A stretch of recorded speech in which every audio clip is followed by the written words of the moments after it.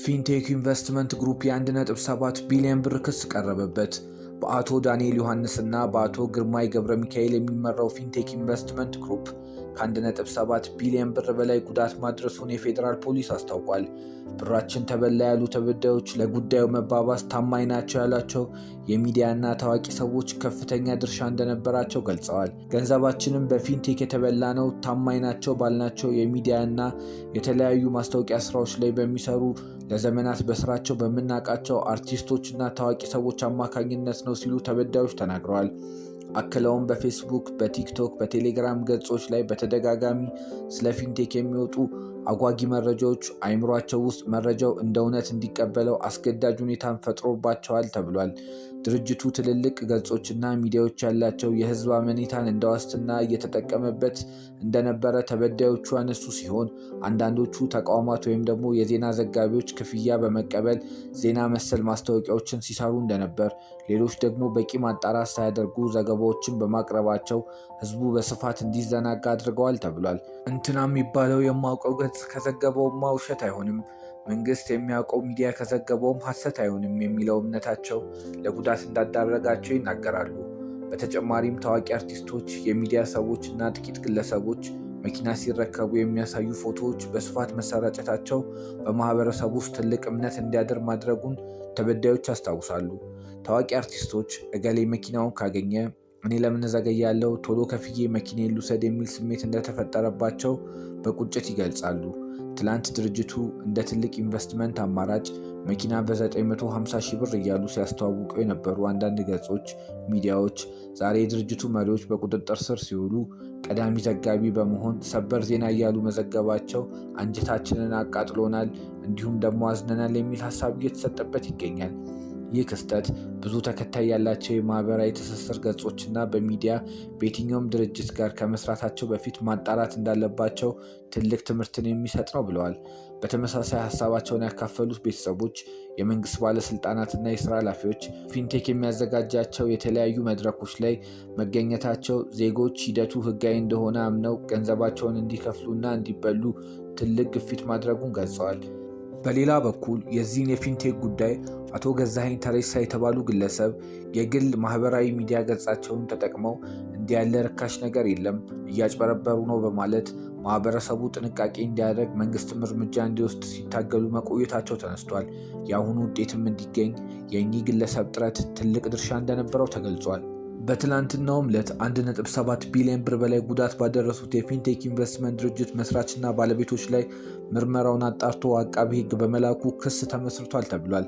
የኢትዮጵያ ፌዴራል ፖሊስ ባወጣው መግለጫ መሰረት ፊንቴክ ኢንቨስትመንት የግል ድርጅት መስራችና ባለቤት ዳንኤል ዮሐንስ ኢየሱስ እና ግርማ ገብረ ሚካኤል የተባሉ ተጠርጣሪዎች ታዋቂ ተጽዕኖ ፈጣሪ ግለሰቦችን በመጠቀም ከ1200 በላይ ዜጎችን በማጭበርበር የ1.7 ቢሊዮን ብር ጉዳት ማድረሳቸውን እና 19 አይነት የተለያዩ ወንጀሎች ምርመራ አጣርቶባቸው ለአቃቢ ሕግ በመላክ ክስ መመስረቱን ፌዴራል ፖሊስ በትላንትናው ዕለት አስታውቋል። በመጀመሪያ ክሱ የቀረበው ለአዲስ አበባ ፖሊስ ጠቅላይ መምሪያ ቢሆንም ምርመራው ውስብስብና ከፍተኛ ልምድ የሚጠይቅ ድንበር ተሻጋሪም በመሆኑ በተደራጀ መልኩ በማጣራት ጉዳዩን ወደ ፌዴራል ፖሊስ በማምጣት ምርመራው በስፋት ሲጣራ መቆየቱን ፖሊስ ገልጿል።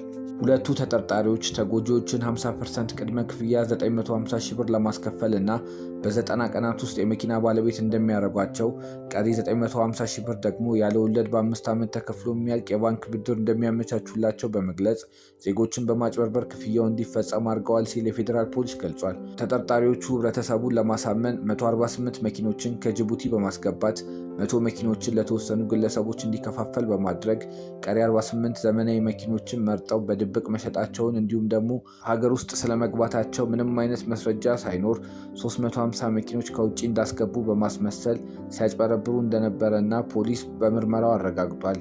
በተጨማሪም በጅቡቲ ወደብ ምንም አይነት መኪና ሳይኖር 400 መኪኖች ጅቡቲ ወደብ ላይ እንደቆሙና ወደ ሀገር ውስጥ ለማስገባት በሂደት ላይ እንዳሉ በማስመሰል ለተጎጂዎች ሐሰተኛ መረጃን መስጠታቸውን ፖሊስ ማረጋገጥ ችሏል።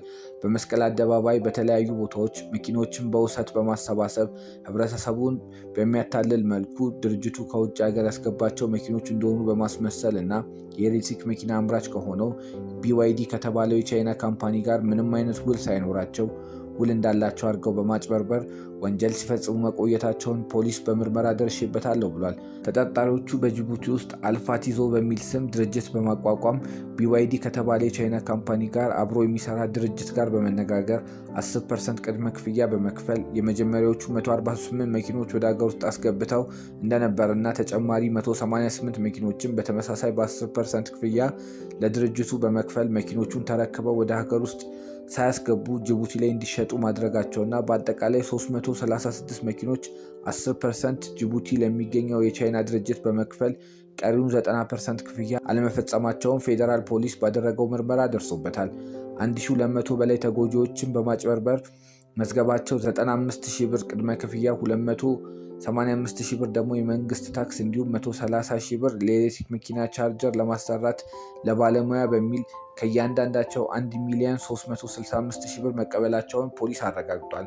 የፊንቴክ ኢንቨስትመንት ድርጅት ባልተገባ እና በተጋነነ መልኩ በማስታወቅ በህገወጥ መንገድ ከተሰበሰበው ገንዘብ ተጋሪ በመሆን የተጠረጠሩት ሰለሞን ቦጋለ፣ ሰራዊት ፍቅሬ፣ ዳንኤል ተገኝ፣ አብርሃም ግዛው፣ ይገረም ደጀኔ፣ መንሱር ጀማል፣ ካሊድ ናስር የተባሉ ግለሰቦች አርቲስቶች እና የማስታወቂያ ስራ ባለሙያዎች በፌዴራል ፖሊስ ቁጥጥር ስር ውለው ፍርድ ቤት በማቅረብ የቀጠሮ ጊዜ እንደተጠየቀባቸው እና ፍርድ ቤትም ቀጠሮውን እስከ መጋቢት 30 2018 ድረስ መፍቀዱ ተገልጿል።